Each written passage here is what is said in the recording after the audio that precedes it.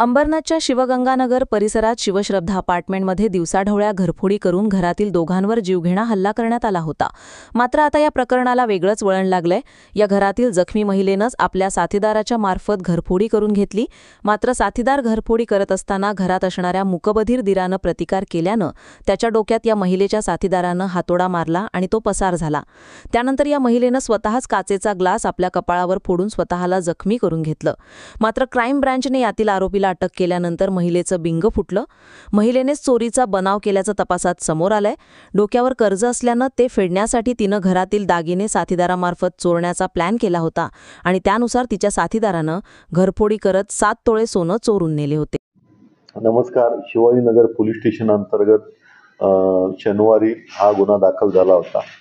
यातील आरोपिताने संबंधित घरामध्ये जाऊन दागिने चोरी करून निघत असताना संबंधित जे रहिवासी आहे त्यांच्यावरती हमला केला होता।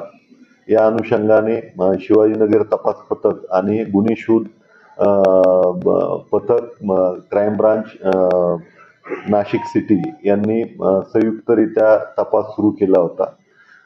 युनिट 4 गुन्हे शाखा यांनी 12 तासातच संबंधित आरोपीला पकडलेला आहे। गोपनीय बातमीदार आणि तांत्रिक विश्लेषणाच्या अनुषंगाने संबंधित गुन्हा उघडकीस आलेला आहे। यामधील आरोपीला अटक करून मान्य न्यायालयासमोर हजर केल्यानंतर 16 तारखेपर्यंत PCR भेटलेला आहे।